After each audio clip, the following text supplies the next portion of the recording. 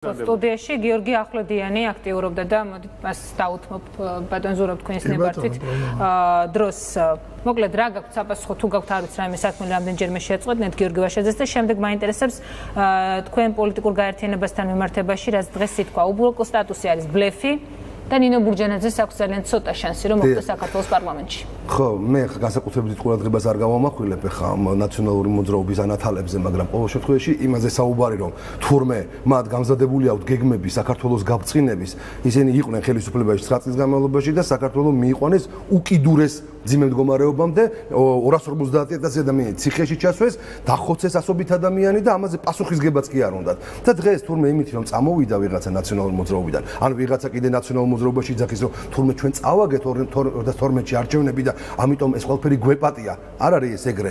ესეთი დანაშაულებები არ ეპატიება არავის და ის არის აუცილებლად პასუხსაგებელი. ეხლა შეიძლება პოლიტიკური შეცდომა დაუშვა არასწორად განახორციელო პროექტი და მე ამის გამო ამ ორჩევნებმა აღარ აგირჩიოს ეს გასაგებია და ამით იაგებ პასუხს. მაგრამ როდესაც ჩადიხარ სისხლის სამართლის დანაშაულს და ეს პოლიტიკური ძალა არის დამნაშავე ნაციონალურ მოძრაობას გულისხმობ და მათ ასე ვთქვათ წარმომადგენლებს და ჩემთვის ეს ერთ იგივეა.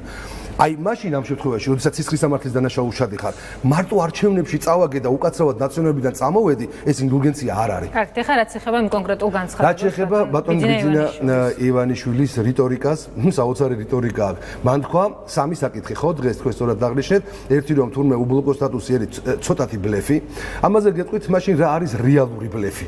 რეალური ბლეფი არის, როდესაც საზოგადოებას დაპირდები, რომ ყველა სოფელში და დაახლოებით 4,000 სოფელი არის საქართველოში, 5 მილიონს დაიხდი და არ შეასრულებ. როდესაც დაპირდები რომ თელას გამოისყიდი შენი საკუთარი ფონდიდან და შენი საკუთარი ჯიბიდან და საქართველოში ელექტროენერგიას გააიაფებ 8-10 თეთრით და მე ძალიან კარგად მახსოვს მისი ეს დაპირება არავისგან არ მომისმენია. პირადად ბიძინა ივანიშვილისგან მოვისმენე ტელეეთერით. როდესაც დაპირდები, მაგრამ ეს ყველაფერი არ გაკეთდა. ეს არის ბლეფი. როდესაც დაპირდები რომ იცი რა, $1 მილიარდ დოლარს დავხარჯავ ყოველწლიურად სოფლის მეურნეობის განვითარებაში და სინამდვილეში 4 წლის განმავლობაში დაახლოებით 350 მილიონ ლარს დახარჯავ ისიც ბიუჯეტიდან. აი ეს არის ბლეფი. ეხლა ასეთი ჩამონათვალი ძალიან სამწუხაროდ ჩვენი ქვეყნისათვის შეგვიძლია გავაგრძელოთ დაუსრულებლად, მაგრამ ამისათვის ატიტუდი არ გვეყოლა.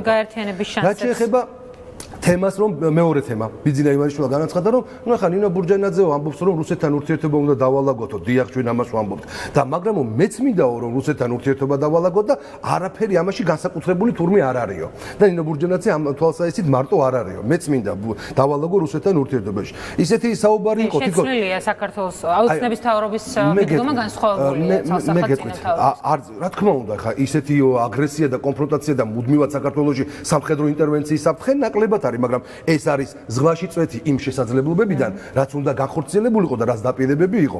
ბიძინა ივანიშვილი 4 წელიწადია ხელისუფლებაში და მისი ქართული ოცნება 4 წელიწადია ხელისუფლებაშია, მთავრობაა და შესაბამისად ისე საუბრობს, თქოს მე ვიყო ხელისუფლებაში ეს 4 წელიწადი და თვითონ ოპოზიციაში. 4 წლის განმავლობაში შეიძლებოდა დაწყებულიყო რეალური მოლაპარაკებები, შეიძლებოდა დაწყებულიყო კონკრეტული კონტაქტების დარეგულირება. ის გახსოვთ მისი პირველი ინტერვიუ ოპოზიციაში პოლიტიკაში მოსვლისას ბრონირებული შუშის მიღმა საუბრობდა რომ მე ავიღებ ტელეფონის ყურმელს დაურეკავ პუტინს და მე შემიძლია დავგეგმო შეხვედრა რომელიც საქართველოს პრობლემებს მოაგვარებსო.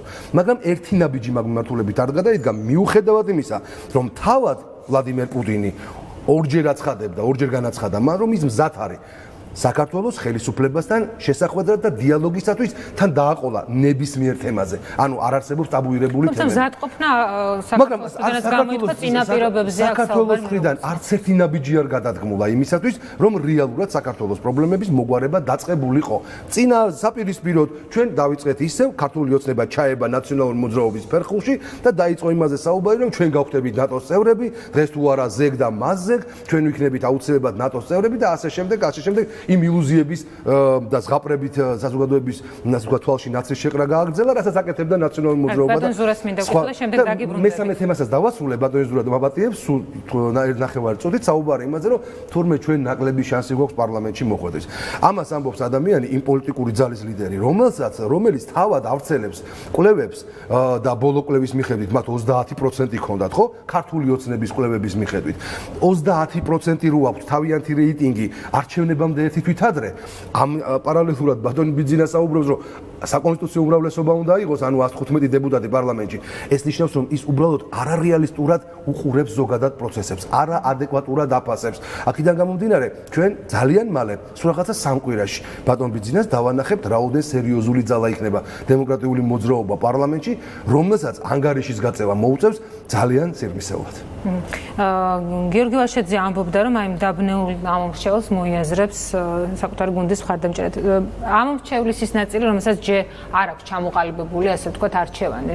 ფიქრობთ, რომ რა პროცენტით შეიძლება იყოს თქვენი პოლიტიკური ძალის მხარდამჭერი? ჩვენ ვიცით დარწმუნებით და კვლევებით და უამრავი კვლევის მეშვეობით, არა მარტო ჩვენი, არამედ უამრავი საერთაშორისო და ასე შემდეგ, რომ საქართველოში ყოველდღიურად იზრდება იმ ადამიანთა რაოდენობა, რომლებიც ხვდებიან, რომ საქართველოს ნატოში გაწევრიანება კი არ არის საქართველოს პრობლემების მოგვარება, არამედ რეალურად იმ ქვეყანასთან დიალოგის წარმართვა, რომელთანაც გვაქვს ეს პრობლემები. და საუბარი, დიალოგი, მოლაპარაკებები და კონფლიქტის და კონფრონტაციის მაგივრად მშვიდობის შენების მცდელობა არის ერთადერთი ალტერნატივა. ამისათვის არსებობს ჩვენი ინიციატივა უბლოკო სტატუსთან დაკავშირებით, რომელიც სწორედაც რომ მოწოდებულია იმისათვის, რომ შექმნას წინაპირობა მოლაპარაკებების, დიალოგის, ერთმანეთთან მოსაზრებების და ინტერესების დაახლოებით, რაც პოლიტიკისათვის უმნიშვნელოვანესია და შესაბამისად საქართველოს აი ეს ჩამყაკებული და უკვე ერთი ადგილის კეპნით დაბეტონებული პრობლემების დაძვრის საშუალება არის მათი მოგვარების მიმართულებით. სხვა ალტერნატივა არ აგვაქვს. თუ ვინმე მეტყვის, რომ ის გზა, რომელიც 25 წლის განმავლობაში ჩვენ გამოვიარეთ, რაიმე პოზიტიურის მომტანი იქნება, თუნდაც 25 წლის შემდეგ, მაშინ მე შეიძლება დავიჯერო, მაგრამ ვერც ამას ვერ ამბობს ვერავინ. და გარდა იმისა, რომ თუმე საქართველოს აუცილებლად გახდება ოდესღაც ნატოს წევრი და მე ეს ნატო რუსეთს ყურებს აუწევს და აფხაზეთს და ცხინვალს დაგვიბრუნებს, მე ამ ზღაპრების დაჯერება აღარ მინდა და საქართველოში ძალიან ბევრი ადამიანი ასევე ფიქრობს. ეს არის ის ძალიან დიდი რაოდენობა, რომელიც ამ შემთხვევაში ადეკვატურად იქნება სწორედ დემოკრატიული მოძრაობის მხარდაჭერი არჩევნებზე. დიდი მადლობა გიორგი ახვლედიანს. ბატონ ზურაბ ტყემალაძე, მე ორი საკითხი მაქვს თქვენთან. ერთი, რა თქმა უნდა, ეხება ცესკოსთან მიმართებაში არსებულ პრობლემას. მაინტერესებს რა ხდება თქვენ რამდენიმე შეხვედრა უკვე ჩაატარეთ, სარჩელი შესულია და როგორც ვიცი სასამართლოს ჩანიშნულია. დიახ. რა პერსპექტივა აქვს? მოგესალმებით, დიდი მადლობა მოწვევისათვის. ბუნებრივია, ორივე კითხვაზე გაგცემთ პასუხს, სანამ გაგცემთ პასუხს, მე მინდა რაღაც პატარა კომენტარი გავაკეთო გიორგის ნათქვამზეც, გიორგის ნათქვამზეც და ასე შემდეგ. ეხლა რაც შეეხება გიორგი ვაშაძეს და საერთოდ პოლიტიკური სპექტრი რომ მოვიხილოთ, კი საუბარი იმასაა, გიორგი მას თქვა, რომ 9 წელიწადის განმავლობაში ნაციონალური მოძრაობა მართავდა. მე ამაში ვერ დავეთანხმები, 9 წლის განმავლობაში კი არა, 25 წლის განმავლობაში მართავდა ნაციონალური მოძრაობა. ისინი ჯერ იყვნენ მოქალაქეთა კავშირში, მერე ტრანსფორმიდან ნაციონალურ მოძრაობაში, ახლა ზოგი გირჩი, ზოგი სხვადასხვა პოლიტიკურ პარტიებში, ხო? აქედან გამომდინარე, ამას ეს სასიცხოც არ უნდა იყოს, პირიქით უნდა თქვას, თავად რომ კი ჩვენი ესე ვთქვათ, მეგობრები იყვნენ ადრე მოქალაქეთა კავშირში, აღმოჩნდა რომ მოქალაქეთა კავშირმა ვერ გაამართლა, მერე აღმოჩნდნენ ნაციონალურ მოძრაობაში, აღმოჩნდა რომ იმანაც ვერ გაამართლა და ახლა ჩვენ ვართ ახლის ძიებაში და ახალ პროცესებში. კი ბატონო, პრობლემა ამაში არ არის. რაც შეეხება მეორე საკითხს, რომელიც ეხება ცენტრალური საარჩევნო კომისიის თავმჯდომარის მიერ მიღებულ გადაწყვეტილებას, მე საკითხი უკვე ძალიან ბევრჯერ ვთქვი, არაერთხელ ანუ რეალურად რა მოხდა მაშინ რეალურად მოხდა ისო რეალურად მოხდა ისო საბუთები ჩაბარებულია თავის დროზე, ჩაბარებულია სრულყოფილად, იქ სადმე თუ რამე დაიკარგა, იქ ჩვენი ბრალი არ არის. ჩვენ გვაგვაჩნია დოკუმენტი იმის თაობაზე, რომ ჩვენ ეს საბუთები ჩავაბარეთ. საბუთები არა მარტო სია, რომელიც იყო ბეჭდითი სახით, არამედ დისკის სახით, რომელიც იყო ელექტრონული ვერსიაც. ამაზე გვაქვს შტემპელი ცენტრალური საარჩევნო კომისიის კანცელარიის და მითითებული დრო არის 17 საათი და 24 წუთი. ეს არის დოგმა, ეს არის სულ ყველაფერი. დანარჩენი ყველაფერი არის რიტორიკა, მინდა გითხრათ, ქალბატონი თამარი იძახის, რომ მეთქონ შემოწმდა იქ არ იყო. მაშინ რა მოხდა? თუ ყველაფერი წესრიგში იყო, გაქრა დოკუმენტები ტექნიკურ ხარისხზე საუბარით. არ ვიცი, ამას ეჭვები, რა თქმა უნდა, არაფერი უეჭო და არაფრის გარეშე არ ხდება, ხო, სწორია. მაგრამ მე ვინაიდან არ მაქვს არავითარი მტკიცებულება ვინმეს მიმართ არ მაქვს არავითარი უფლება, ბუნებრივია თქვა რომ ეს აქედან და აქედან გამომდინარეა, მაგრამ ეჭვები რა თქმა უნდა არსებობს, როგორც ეთქობა მაოს და მაოს ვიღაცას აწყობდა ის რომ ჩვენი პარტია არ დარეგისტრირებული პოლიტიკური ბლოკი არ დარეგისტრირებული იყო და აქედან გამომდინარე მოყვა ეს ამაზე ხალხს გოგი თოფაძემაც მიანიშნა, შეგიძლიათ თქვა ვის შეიძლება აძლევდეს ეს ხელს რომ რეწველები არა ბევრ შეიძლება აძლევდეს, იმიტომ მინდა გითხრათ რომ ბუნებრივია პოლიტიკური ცხოვრება არჩევნები ისეთია რომ ვიღაცის ხმებზე ესე ვთქვათ ზის რო ვთქვათ პოლიტიკური გაგებით ვიღაცას არტვებს ვიღაცას მეტად არტვებს ვიღაცას ნაკლებად არტვებს შეიძლება ცესკოს თავმჯდომარემ გარკვეული დავალება შეასრულა თქვენ მაშინ ამას მეანიშნებთ მე არაფერს არ მევანიშნებ მე ეგრე ვთქვა უნდა მქონდეს ამის მტკიცება და რახან მტკიცება არ მაქვს მაგას ვერ ვიტყვი მაგრამ თქვენ მკითხეთ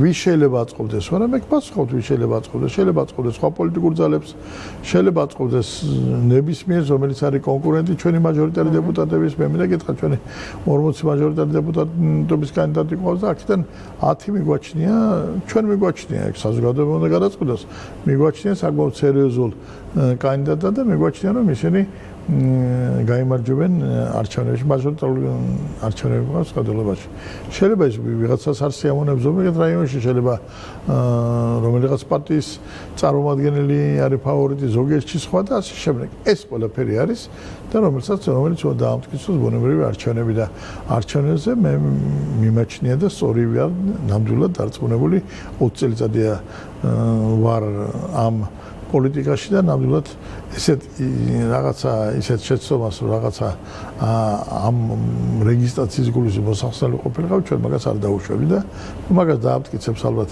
ხვალ სასამართლო არ ვიცი სამართლებრივ დავაში ვარ დიახ ხო არ მინდა ხარ რა თქმა უნდა ვინმე არ ჩათვალოს აი სასამართლოზე დარწმუნებული ვარ რომ სასამართლო მიიღებს სამართლიან გადაწყვეტილებას იურიდიულად გამართულ გადაწყვეტილებას და ნახო დავილოდებით ხვალინდელ დღეს 2 საათზეა დარიშულის ხდომა რაც შეეხება მეორე თემა კიდევ ერთი საკითხი კი მე საუბრობთ ბიძინა ივანიშვილის განცხადებების შესახებ ამიტომ თქვენს მინდა გითხოთ ვინაიდან ჩვენი სტუმარი ხართ მრეწველებთან მიმართებაში მან თქვა ასეთი რამ რომ აშკარად პრორუსული კვალი დაედო დღეს მრეწველებს რას ნიშნავს ეს კი ბატონო გეტყვით იცით რა შესაძლოა დაწყებული 95 წლიდან ჩვენ პოლიტიკური პარტია შეგვეინდა 99-ში, მაგრამ 95-დან ჩვენ აქტიურ საზოგადოებრივ მოღვაწეობას ესე ვთქვათ არასამთავრობო ორგანიზაცია, ესე ვთქვათ მრეწველთა კავშირი ვიყავით და აქტიურად ვიყავით ჩართული ყველა პროცესში, ძირითადად ბუნებრივი ეკონომიკური მიმართულებით. შემდეგ უკვე პოლიტიკური მიმართულებით 99 წლიდან ჩვენ ყოველთვის ვაფიქსირებდით ქართულ ინტერესებს, საქართველოს ინტერესებს, რომელიც გამოიხატება საქართველოს ტრადიციებში, საქართველოს ეკონომიკის განვითარებაში, ეროვნული წარმოების განვითარებაში და ასე შემდეგ და ასე შემდეგ. ჩვენ ყოველთვის ვიყავით წინააღმდეგი გლობალიზაციის, ყოველთვის ვიყავით წინააღმდეგი დიქტატის და კანახის, იმისა რომ იქ სავალუტო ფონდი იქნებოდა, მსოფლიო ბანკი იქნებოდა, მსოფლიო სავაჭრო ორგანიზაცია იქნებოდა, თავისმოხვეული პოლიტიკით, რომელიც იყო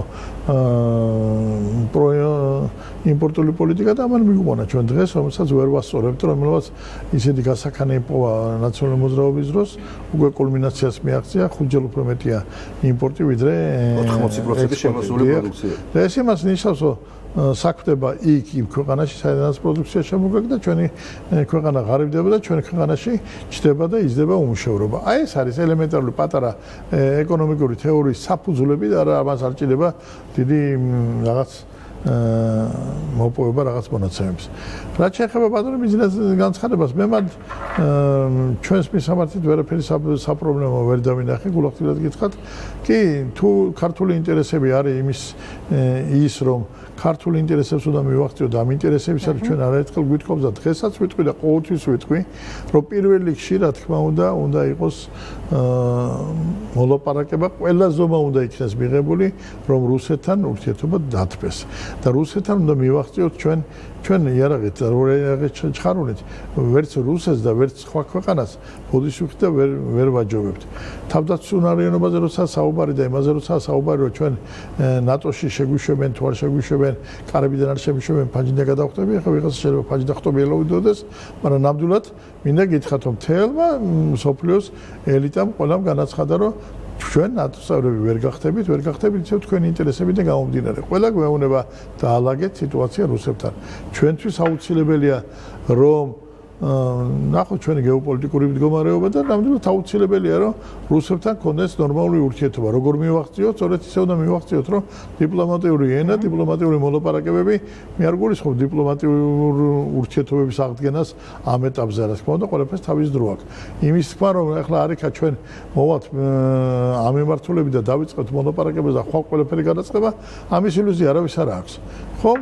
მაგრამ ეხა გერმანიაზე უფრო მეტი მე-20 საუკუნის 40-იან წლებში დაპირისპირება ვის არ ქონდა ხო რა იყო და როგორ იყო, მაგრამ ყველაზე კი ახლო ესე ვთქვათ ურთიერთობა ჩვენ საქართველოსაც და სხვა ყოფილ საბჭოთა ქვეყნებს გერმანიასთან აქვს. ამიტომ ყველაფერს ჭირდება თანმიმდევრული პოლიტიკა, ყველაფერს ჭირდება თანმიმდევრული გააზრება და მიზანმიმართული იმის დიახ, თუ ეს მიაჩნია ვიღაცას, რომ ეს არის პოლიტიკა რუსებზე ორიენტირებული, ნამდვილად არის რუსებზე ორიენტირებული, მე ამას არ დავმალავ, იმიტომ არის ორიენტირებული, რომ მივახციო და ავიღოთ იქიდან ის, რაც სასაღებია და ის, რაც კარგია. ჩვენი პრობლემები რა თქმა უნდა, ჩვენი პრობლემა მოგვიგო, თქვენ არ გახსოვთ ისეთი ჩვენ ახლა დღეს მქონდა ერთ არხზე და მოგვატყულებენ, ბიჭო, შენი პროფესიონალიზმი მაგაში უნდა იყოს, შენი განათლებაზე და განვითარებაზე მაგაზე უნდა იყოს, არ მოატყუებინო თავი. მე ბევრჯერ მინახია და მსვენია ხომ, რომ ისეთი მოლაპარაკებები ყოფილა, რომ სახშრობილი უნდებოდა ადამიანი ხდებოდა, აი რა მივქარი, როგორ მომატყულა მეორე პოლიტიკოსმა. მოატყულა კი არა. ეს ხელოვნებაა, იცით, შენ სასარგებლო გადაწყვეტილება მიაღებინე. დაითანხმე შენთვის სასარგებლო პოზიციაზე. დღეს ვსაუბრობთ ბოდიში დავუმთავრებ რა, რომ აი ჯოსმერი ალბათოვანი გიორგი ვოლსკი გამოვიდა, ეხლა იტყვის, რომ აი ისეთი მხარდაჭერა გვაქვს ჩვენ მინდა რა ქვია ამერიკის კონგრესიდან, რომ მათ მიიღეთ ჩვენი მხარდაჭერი რეზოლუცია. წეროთ ეს რეზოლუციები და ვიკითხოთ. ეხლა მოდი დევნილებს ვკითხოთ რა, ის რეზოლუცია აკმაყოფილებს თუ იმათ თავის ტერიტორიების თავის სახლში დაბრუნება უნდა, თავისი მიტოვებული საფლავების ნახვა უნდა, მშობლების და ასე შემდეგ. იზრდებიან, მრავლდებიან და ღმერთმა გაამრავლოს და ერთ ოთახში 15 და 20 ადამიანი კაცი ცხოვრობს. ეს არის მიუხედავად იმისა, რა თქმა უნდა, ბევრი რამე გაკეთდა და შენდება, მაგრამ აი ესე ვერ ეწევა ხომ სიტუაციას. აი ესე არ შეიძლება. და დავასრულოთ. აი უბრალოდ ბატონმა ვიძინამ სვერციანებას ბატონმა ვიძინამ ბრძანა, რომ მრეწველებს რუსული კვალი ჩვენ დიდი ხანია პრორუსები ვართ ხო თავისთავად დემოკრატიული მოძრაობა ამ შეფასებებით, მაგრამ ბატონმა ვიძინამ თქვა ეგეთი რამ, რომ მეც მინდაო მოლაპარაკებები და მეც მინდა მოგვარება ურთიერთობების რუსეთთანო. ჩვენ ხო პრორუსულები იმიტომ ვართ, ეს პრორუსული ნეგატიურ კონტექსტში განიხილავს ამას ხა ბატონმა. არა მე ვერ გავიგე ბოდიში გიორგი ბატონი ვიძინასგან დღეს იმის ნეგატიურ კონტექსტში ამის თქმა. მე ვერ აღვითქვი. ეხლა ვიღაცას რაღაცა როგორც უნდა გაიგოს, იმად გაიგოს კი ბატონო ახალგაზრდა მობრძანა რომ პრორუსული ძალები ზიანო და პრორუსული ვინ არის და ვინ არ არის, მოდით ნაციონალური მოძრაობის დროს მიმართებაში გაქვს კონკრეტული გეგმები და ვთვლით საქართველოს ინტერესებში არის ამ შემთხვევაში რუსეთთან დიალოგის წარმოება და ურთიერთობის დალაგება, ეს ნიშნავს პრორუსულობას. იმიტომ თუ არ ლანძღავ, თუ არ აგინებ, თუ კავკასიონზე არ ახარ გადმომდგარი და არ ილანძღები ჩრდილოეთის მიმართულებით, ხარ პრორუსული. მაგრამ ბიზნეს იმაშუმა დღეს თქვა რომ მეც მინდაო რუსეთთან ურთიერთობის მოწესრიგებაო. ანუ მე ეჭვი მაქვს რომ მისი მეორე არჩევანი დემოკრატიული მოძრაობა არის. შესაბამისად კარგად ჩამოყალიბდეს მაგ საკითხს. დიდი მადლობა ბატონებო, ბატონ ზურაბ ყემალაძე, გიორგი ახვლედიანი იყვნენ ჩვენი სტუდიის სტუმრები.